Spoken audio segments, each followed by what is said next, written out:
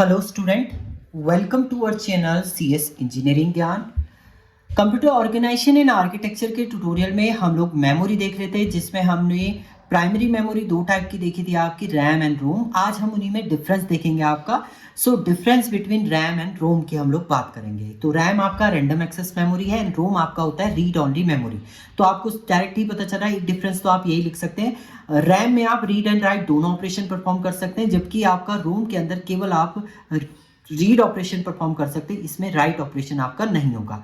दूसरे डिफरेंस की हम लोग बात करते हैं। रैम जो है वोलेटाइल इन मेमोरी होता है, वोलेटाइल इन नेचर होता है। वोलेटाइल इन नेचर का मतलब होता है जैसे ही आपका पावर सप्लाई ऑफ हो जाती है तो डेटा आपका क्या हो जाएगा, रिड्यूस हो जाएगा, रिमूव हो जाएगा। जब आपका रीडायरेक्ट करते हैं, दोबारा से सिस्टम को ऑन करते हैं, तो ये आपका रीडायरेक्ट होता है डेटा। जबकि रोम जो है नॉन वोलेटाइल इन नेचर होता है, यानी पावर ऑफ भी होगा, टर्न ऑफ भी आप करें सिस्टम, तब भी आपका डेटा बना रहेगा।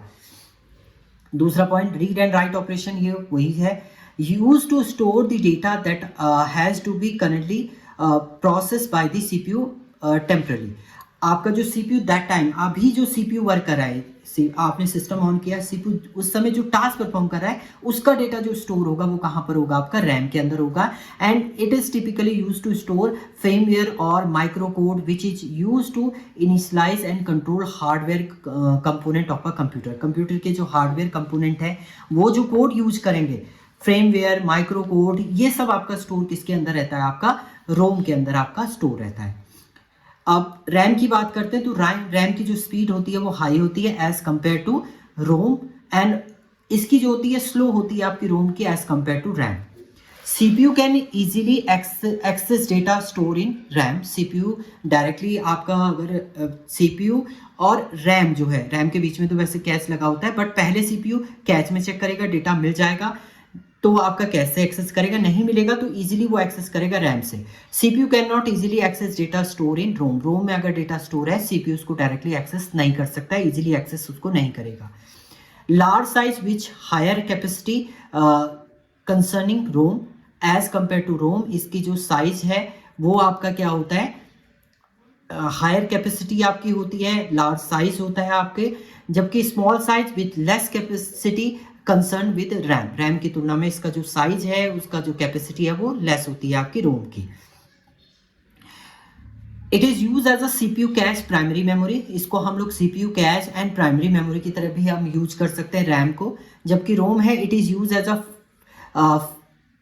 फार्मवेयर और micro controller.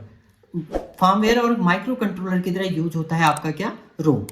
The data store is easily accessible, easily access कर सकते हैं रैम के अंदर, एंड रोम के अंदर डायरेक्टली आप एक्सेस नहीं कर सकते, पहले वो रोम के अंदर, रैम के अंदर जाएगा, देन उसके बाद सीपीयू जो है उसे एक्सेस करेगा।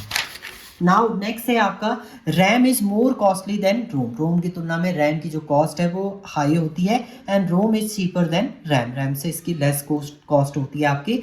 RAM chip can store only a few gigabyte of data.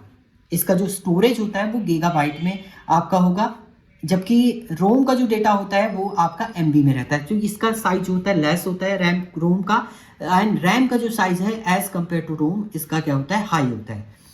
RAM is use for the temporary storage of data currently being process by the CPU. ये टेम्परेरी स्टोरेज का काम करता है आपका रैम, जबकि ROM is use to store firmware, BIOS and the other data that need to be written. अब जब आपका बूटिंग प्रोसेस होती है उस समय जो रैम को रीडायरेक्ट करता है डेटा, वो रोम से डेटा करेगा। तो यानी परमानेंटली डेटा स्टोर करना है, बायस के टाइम पर डेटा आपको चाहिए, वो सब किसके अंदर होता है आपका, वो रोम के अंदर रहता है। रैम तो आपका क्या है, टेम्परेरी स्टोरेज है। जैसे स्विच ऑफ, यानी आपने अपना सिस्टम को ऑफ किया है, डेटा आपका रिमूव हो जाएगा, देन जिस समय आप बूटिंग प्रोसेस करते हैं, बायस की प्रोसेस होती है, उस समय रीडायरेक्ट होता है आपका रैम का डेटा। तो ये डिफरेंस थे आपके रैम एंड रोम में। Thank you student.